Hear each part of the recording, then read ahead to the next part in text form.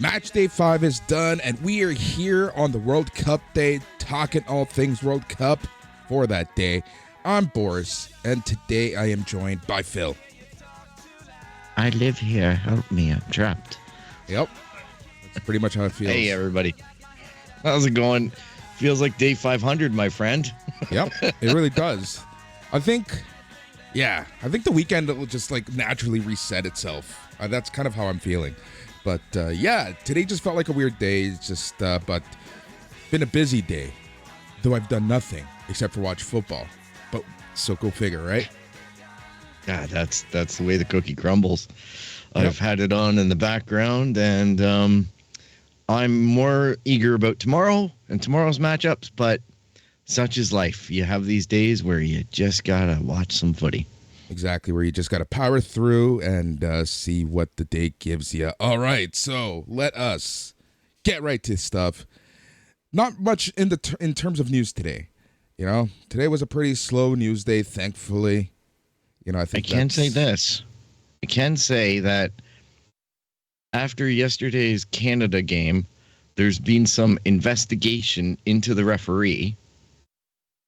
And apparently he is or has been suspended in the past for being involved with match fixing and missed calls. There you go. So apparently he's already suspended right now is what the news articles are saying. So somehow FIFA just decided that, yeah, he's qualified. I don't know what the process is, but seems like there's a lot of odor around it because almost all the pundits and all the ex-players are saying Canada got robbed on 2 calls. Yeah. So that seems to be the majority of the news, but it's always hard when you're a supporter of that team, right, to kind of take that stand. Yeah, I look at it with a grain of salt, but apparently people are upset. It's calls get missed in soccer. It's for footy. It's not the end of the world. Won't be the first time, won't be the last. Exactly. All right. Ronaldo is the first player to score in 5 World Cups. Say what you want about him. Even I say a lot of negative stuff about him, but that is quite the feat when you think that the World Cup happens once every 4 years. Well, he's the first man to do 5 World Cups. Christine Sinclair has done it, and Brazil's Marta has done it. Yep. So he joined some elite company there. To say the least. Good for him. Yeah, to say the least. All right, let's get to the games. The first game of the day was Switzerland versus Cameroon. So this match, I was watching, and I have to say that Cameroon looked a lot better than I thought they were going to look. They were fast. They were passing well. They were defending well. But there was one thing that they couldn't do.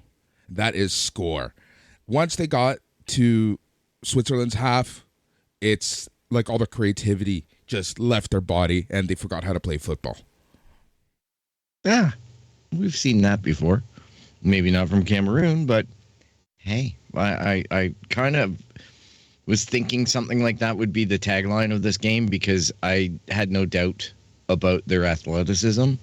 It just comes down to the finer points, right? You're either going to be a team that's not very good at scoring or a team that's not very good at defending. There's going to be something where your midfield's going to be garbage. Pick one, maybe 2 if you're really bad, but you don't get here and be really bad. So exactly, that's the thing, right? That we have to remember, right? That these are some of the collection of the best players and most of the best teams in the world. There is a lot of debate how teams get selected, but we'll save that for another episode. So that's essentially what happened. But then, right out of the gates in the 48th minute, Mbolo scored for Switzerland. And he did not celebrate. And the reason for that is because Cameroon is his nation of birth. Shaqiri did a lot of the work. He did a beautiful sliding cross, and Mbolo just tapped it in for the goal to put Switzerland up 1-0. Shaqiri, he's the guy in the MLS. Doesn't he play for Chicago Fire? Yeah. I like to call him lovingly Shakira. Yes. Yep. That's that. That's basically how the game went. Cameroon have now lost their last 8 World Cup games. They really need to improve up front. and score if they want to continue in this tournament. That seems to be the gist of the analysis. That seems like, the tail of the tape for them. Well, I can tell you they're probably going to have a pretty tough time, because when we get to it, if the remainder of their group doesn't look easy. I think Switzerland was their opportunity for 3 points if there ever was one. Right? To say the least. To say the least. All right. So let us go to the second game of the day, South Korea versus Uruguay. We were both kind of hoping, wishing that South Korea would inch this one out. But, a tie, a draw for South Korea might be considered a win. A draw for Uruguay might be considered a loss.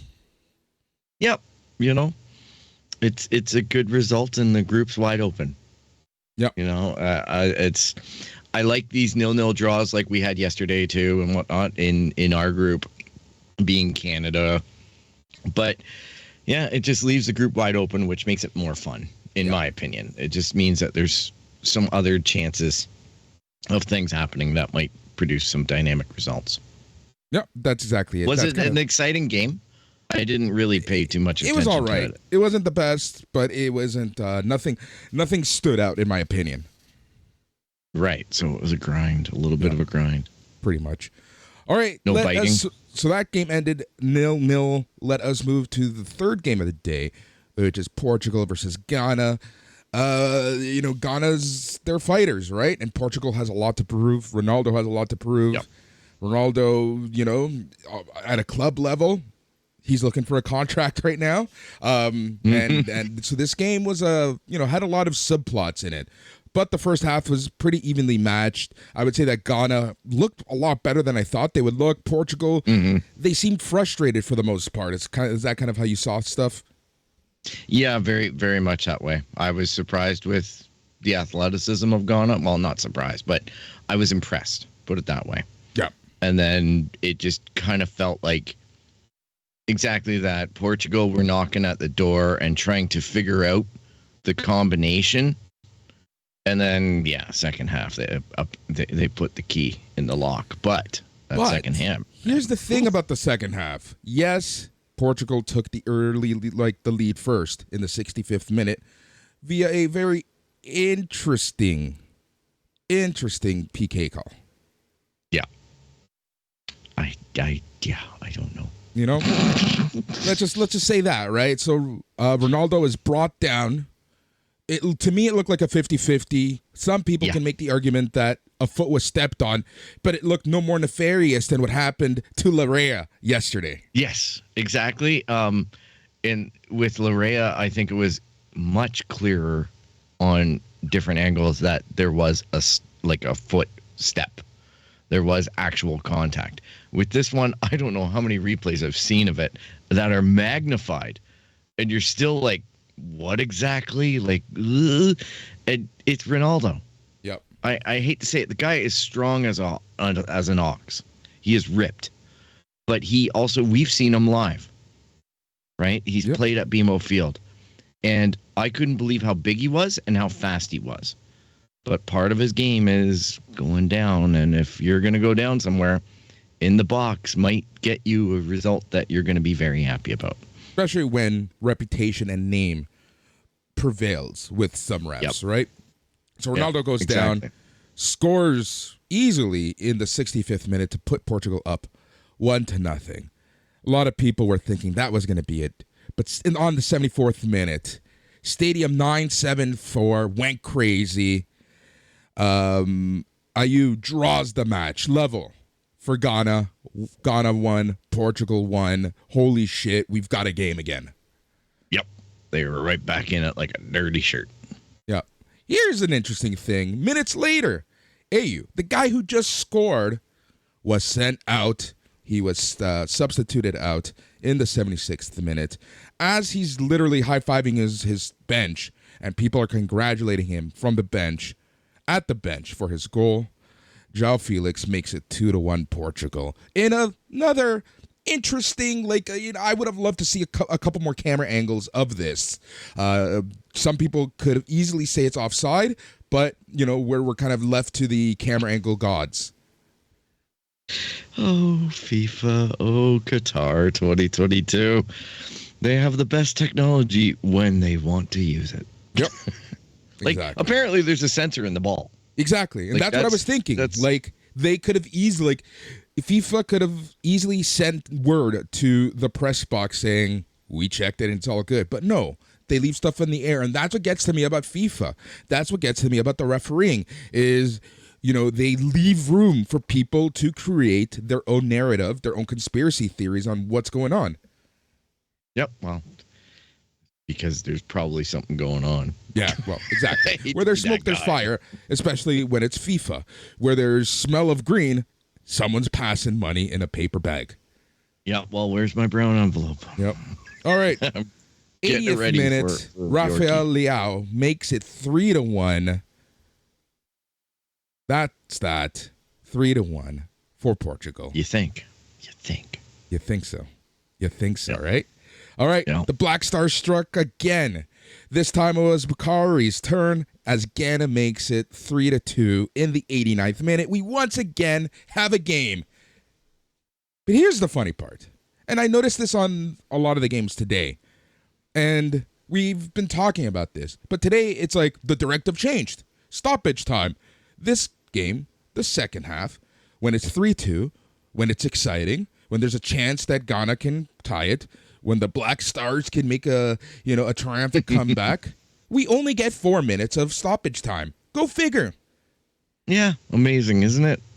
It's just amazing. The inconsistencies, even though we've heard Sorry, the 9 audio minutes. clip. We got 9 minutes. 9 here. minutes. 9 minutes. Yeah. Yeah.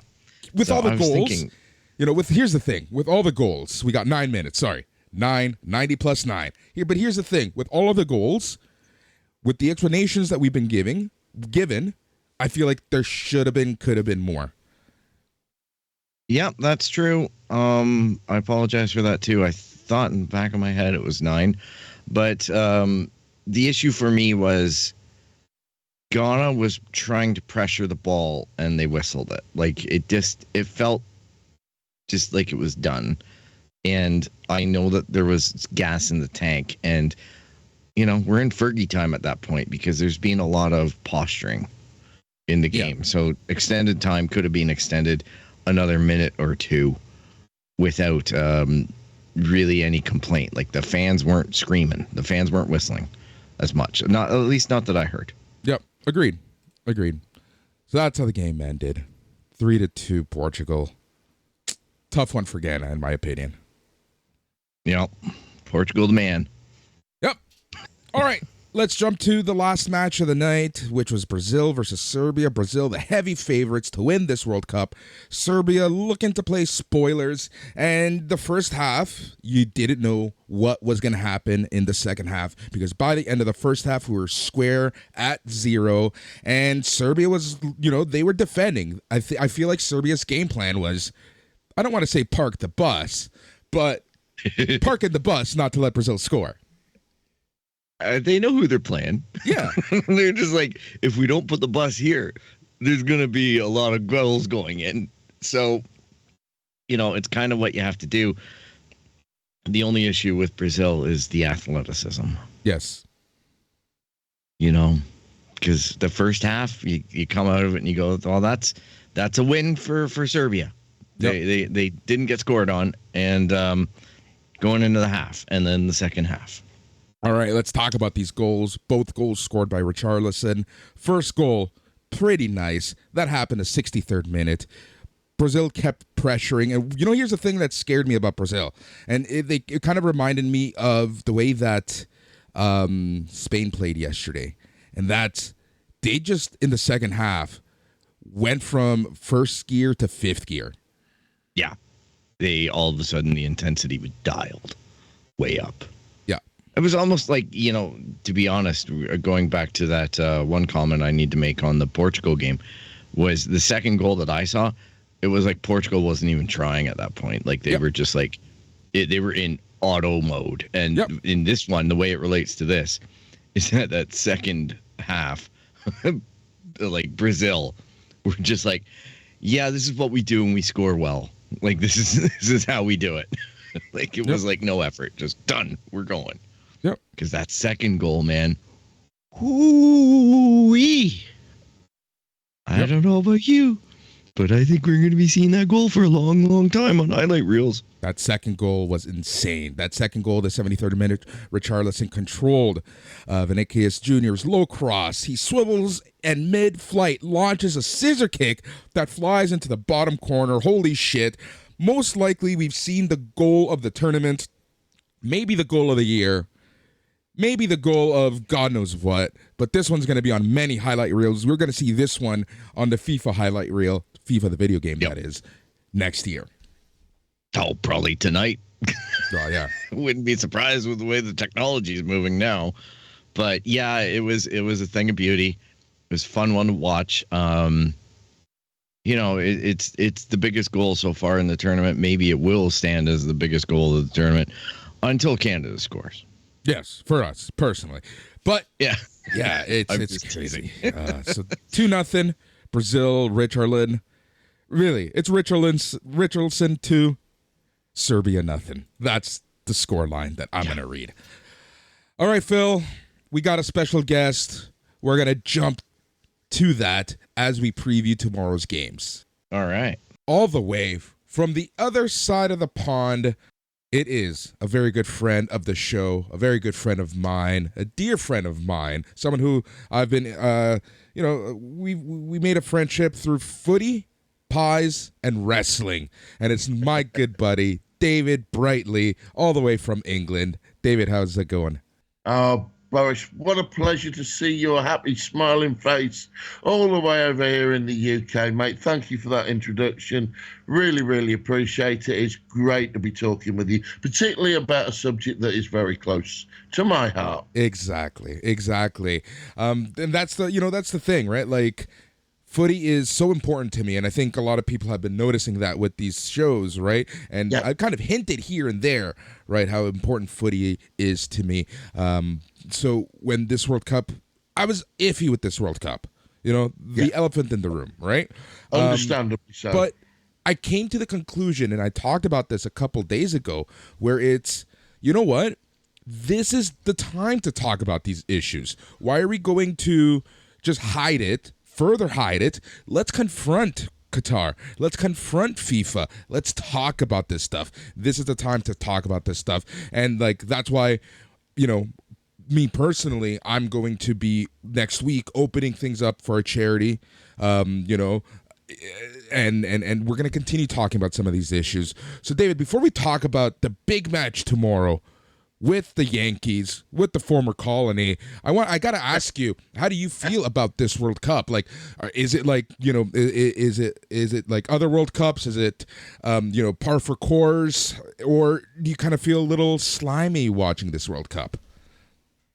Well, it's all those things, Boris. I mean, bear in mind this corruption and all this hookiness, if you like, the want of a better expression, stems back to 2010. Yep. When Blatter took the bung, Blatter and Platini. Platini seems to get forgotten about, but he was hugely influential in this. There was the two World Cups that were announced that were both hooky, so it goes back as far as that. Then you couple on all the stuff that you've eloquently spoken about, the Human Rights Act, the stadiums, the disrespect of females, the way they live over there. You've got all of that. And all of that is and then for us, it's in November, the World Cup. I've never known, the first time in November, but I'll go on to that because there are some advantages stemming out of that as we've led into the football. So no, it's not a normal World Cup. No two ways about it, Boris. It's not led into a normal World Cup. However, taking away all that, as long as that doesn't get swept under the carpet, all the stuff you talked about, and it is down to people like us who podcast, who look at the game with deep passion and deep regard and care about the game. Yep. I mean, I go every week to football. Sometimes it's non-league football. Sometimes it's my local club, Peterborough United. Sometimes if I've got an extra mortgage, I'll go to a Premiership game. But you know what I mean by that. Yeah. I care deeply. I have done since I was 9, and I'm 50 years old now.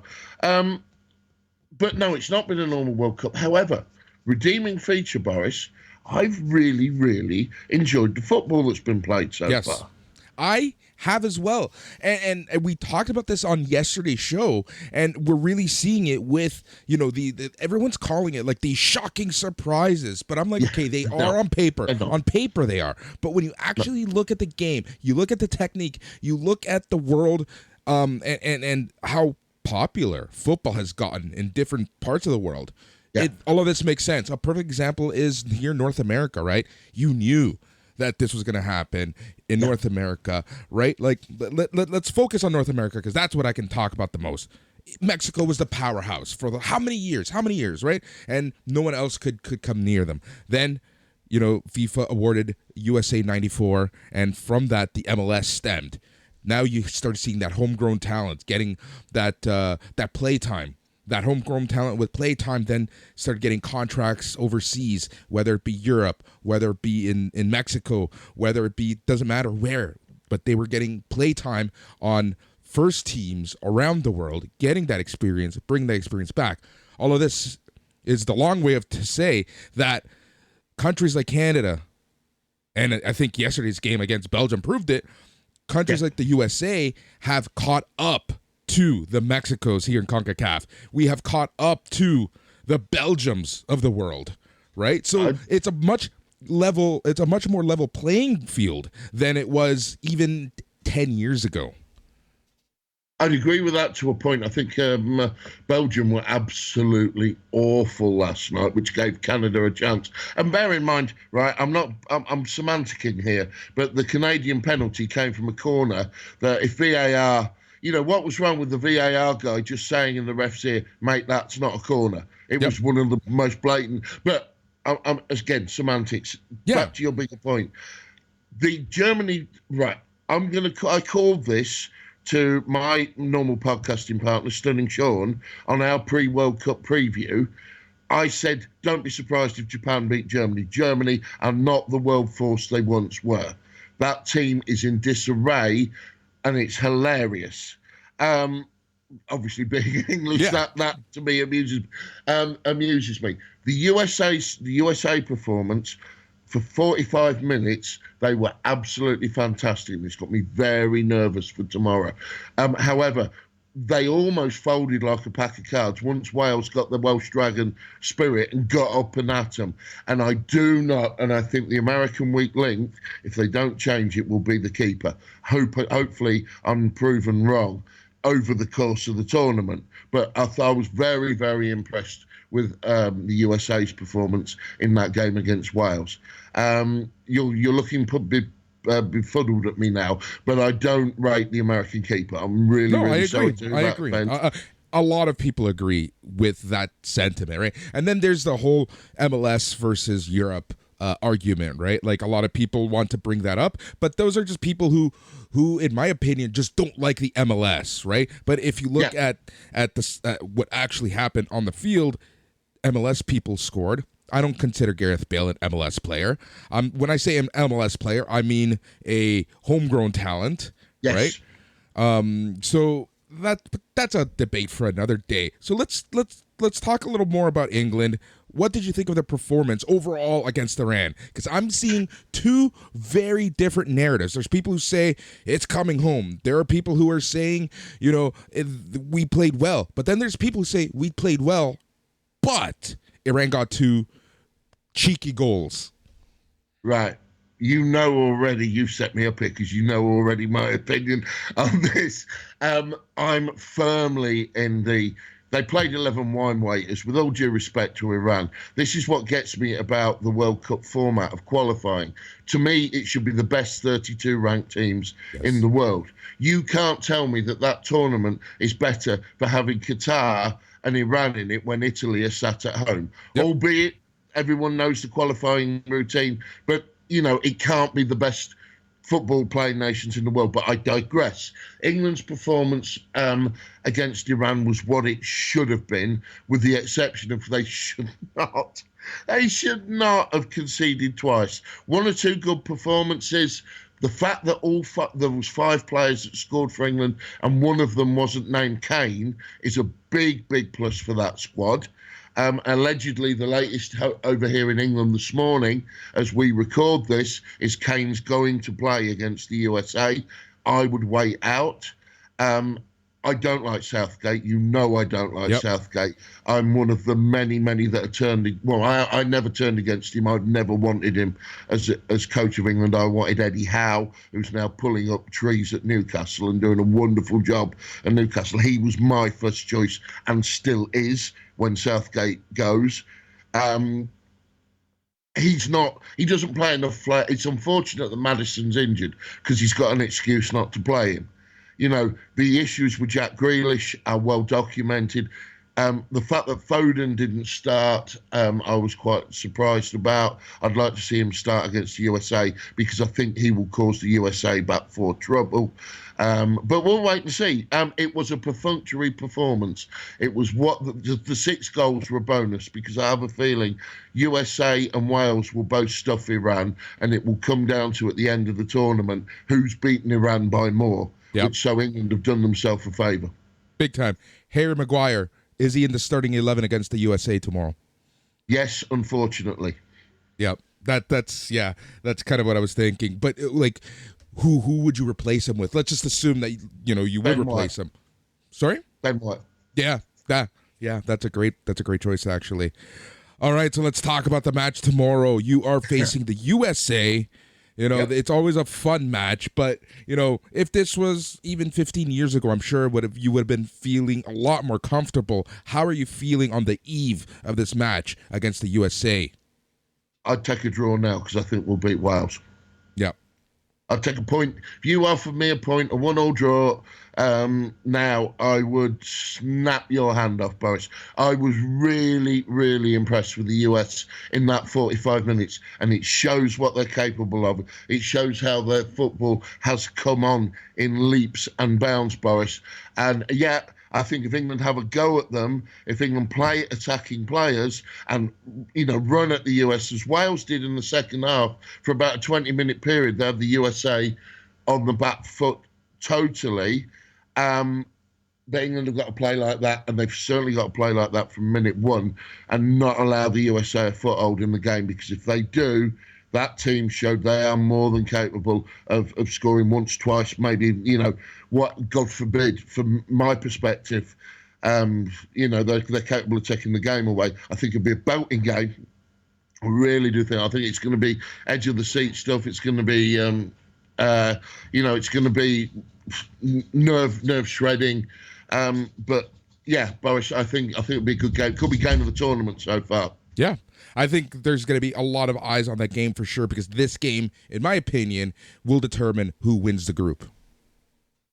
Yes, yeah, I do. I think, but a gut feeling just tells me 1-1, and so both teams are. I do genuinely think it will come down to everybody's results against Iran, and I think now, because England have already put 6 past them, the pressure is on when the US and when particularly Wales tomorrow morning. Now I can't see Wales scoring 6. I think Wales will beat Iran, but I don't think it will beat them by many, which will allow the US the foothold. Yep. Agreed 100%. All right, so there you have it. David says 1 point. He'll be happy with 1 point. But of course, he'll take the 3. Before I let you go, we haven't seen every team just yet. We're recording this as the first game on today ends. Now, I have to ask you, who has impressed you the most that you've seen? Well, you can't look past that Spanish performance last night was fantastic, because Costa Rica are no mugs. No. It's not, they weren't playing in Iran like England, where they weren't playing in Qatar. And the beauty of it is their next game's against Germany. If they play like that against Germany, Germany are gone and Spain are through. I was very impressed I called early doors my team that will win it. I think the French will retain. And I can't see past France at the moment. Yeah, agreed. I'm very interested later today to see Brazil. They're the odds-on favorite, but I don't buy it. I just don't buy it right now. I do, and I don't. I agree 100% with that. 100% with that, because they've not got enough world-class players. Even England have got. let's put it like this, right? If we were playing Brazil tomorrow, I'd fancy us more than I do against you guys. Oh, sorry, you guys. Against the North American team. Sorry, I sometimes forget, that you're civilized. I am American. Matt and I are American. Just remember that. Oh, okay. Sorry. Yeah. Yeah, but you live in a civilized country now, don't you? Exactly.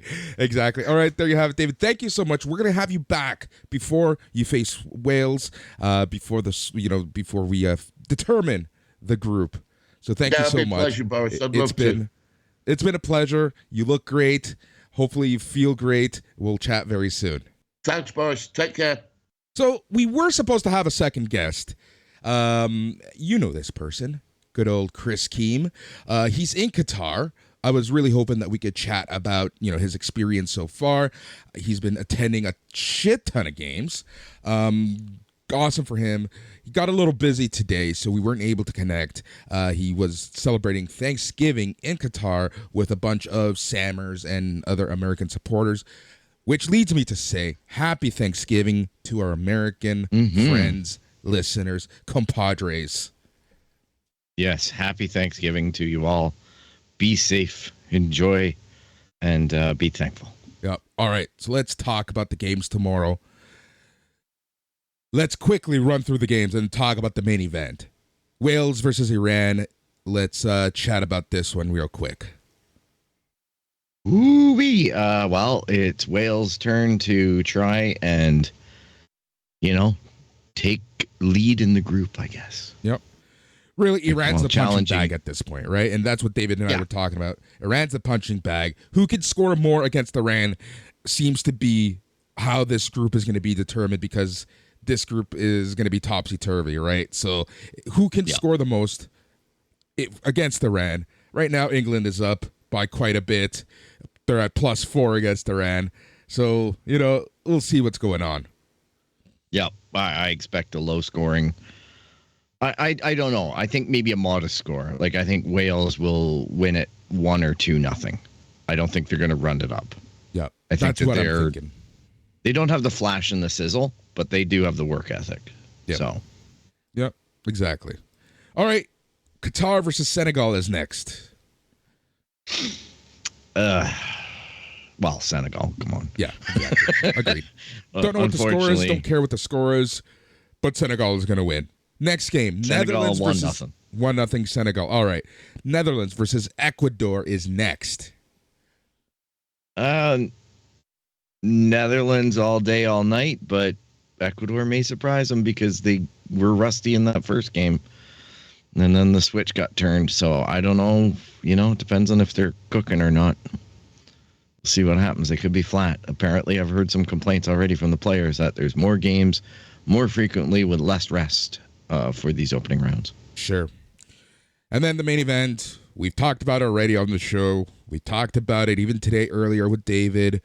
Hoping to get Chris to talk about this game after the fact. But let's talk about England versus USA. I think this game will determine who wins the group. Honestly, I think England's going to win, but it can go either way because the USA impressed for 45 minutes. If the USA that played Wales in the first half shows up, USA can win. If the USA that showed up in the second half shows up, England is just going to stomp right over them. Yeah, it's going to be a very decisive. This is the group, I think, at this point. Whoever wins this is going to go on to have a really good chance. And if USA wins, they're going to win the group, most likely. But if England wins, then USA might be in trouble. Yep. Because Wales is creeping along, and then you're going to see the collapse of the States. But let's hope that doesn't happen. Let's hope it stays competitive, and we either get a small win by a small margin for either team or a draw. Yep. All right. That's essentially what I'm thinking as well. So let's do this real quick. Let's take a look at the standings now that we've gone through the first round of games. So Group A, Netherlands is up with 3 points. Ecuador is up with 3 points. Goal difference is the big difference here. Senegal third, Qatar fourth. What do you think of that? Netherlands, Ecuador, Senegal, Qatar. That sounds about right. Group B, England, 3 points. Wales, 1 point. USA, 1 point. Iran, 1 point. Seems about the same. And again, tomorrow's games are going to really determine stuff. This is when stuff starts looking a little topsy-turvy. Group C, Saudi Arabia, 3 points. Poland, 1 point. Mexico, 1 point. Argentina, 1 point. Argentina 1 point or 0 points? 0 points. Lost. Sorry, 0 points. Yep. That's the shocker. Yeah. That's the shocker. But I don't know that it's going to last. Like, here's where the next, like this round, the stage of this round gets interesting because I want it desperately to remain competitive because I want the last series of games in this round to mean something. Yep. And that's honestly where we're going with this. Group D, France, 3 points. Tunisia, 1 point. Denmark, 1 point. Australia, 0 points.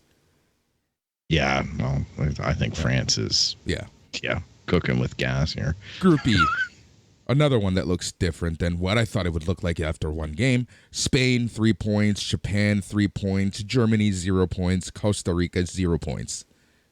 I think, what was it? Germany went out in the last World Cup or the one before in the group stages. So I think Germany have a problem right now, and I think they're better than what they're showing. Group F, Belgium, 3 points. Croatia, 1 point. Morocco, 1 point. Canada, 0 points. Who earns? It's crazy, the praise that Canada is getting. Some of our media friends are sharing stories that in the press box, everyone was asking them questions about Canada, the Canadian players, et cetera, et cetera. Canada honestly seems to be the talk of the town right now. Yep, I think we represented well. It's just a shame about the result. That's all. Like yesterday, my heart still hurts, but it still beats. Group G, Brazil, 3 points. Switzerland, 3 points. Cameroon, 0 points. Serbia, 0 points. I think it's going to stay this way throughout the next 2 games. Yeah. I think we're getting a clear indication of where it's going to fini. Yep. Group H, Portugal, 3 points. South Korea, 1 point. Uruguay, 1 point. Ghana, 0 points. Yeah, that was predictable. I think Uruguay has more in the tank, but maybe not. Maybe not, right? They are a little maybe older. They're a bit too long in the tooth. Yep. Maybe a little bit the age is starting to creep in there. Suarez, maybe, kind of stop biting people. Seems to. Lost his edge. Yep, exactly. All right, that is everything for today, Phil. It's becoming a tradition. What's for dinner? Oh, I think I'm going to have a nice bowl of soup for my What type of soup? Throat. I am going to have, I think, cream of mushroom. Cream of mushroom. Interesting. I love cream of mushroom. I do too, but I need to coat my throat. You know what I mean? Something warm. And you are feeling a little sick. Matt's feeling a little sick. Man, a lot of people I know are sick. My little nephew apparently woke up sick. My friend Kim, sick. A lot of people I know are sick. Well, I'm knocking on wood that I'm not actually sick. I'm just feeling it because sometimes how when you get really bad acid reflux, which I am an old man now, so I don't hide that. Sometimes your acid reflux can come up and scorch your vocal cords. If it happens a lot, you need to go see a doctor and get medication for that. But occasionally I find that maybe twice a year it happens to me. And this morning I had an episode and it happened. And I'm like, ever since then, I'm like, yeah, I'm hurting. And as well, the air is really, really dry in my house. Yes, it's that time that's of year. A huge thing right there. All right, Phil. So, what are you having for dinner? I think you're having birthday cake. I have no idea what I am doing tonight. That's why we're recording earlier. Have so many potential plans. We'll see which ones actually come to fruition. We'll see if we have a show tomorrow. Oh, you know what? Well, let's hope we do. But don't be surprised. Yeah, if this space is empty. But just in case we don't get to it tomorrow, I'm banking on pretty happily Papa John's pizza, man. Nice. Very nice. It's Friday, right? It seems to be like, what are we going to order in type of day. Yep. Papa John's. All right, Phil. Right. Thank you so much. Hopefully you feel better. To our American listeners, happy Thanksgiving. Hopefully you spend it however you spend your Thanksgiving. If you are alone, if you need to chat, send us an email. We're always willing to listen. That's what we do here. You can talk to my wrestling people. I always return messages. Honestly, I know how this time of year can be. It's pretty difficult sometimes for people, but just and to anyone else, check on your friends, make sure everyone is doing well. Stay safe. Thank you for listening. On behalf of Phil and myself, Boris, thank you. Good night and stay tranquilo. No more turkey and gin.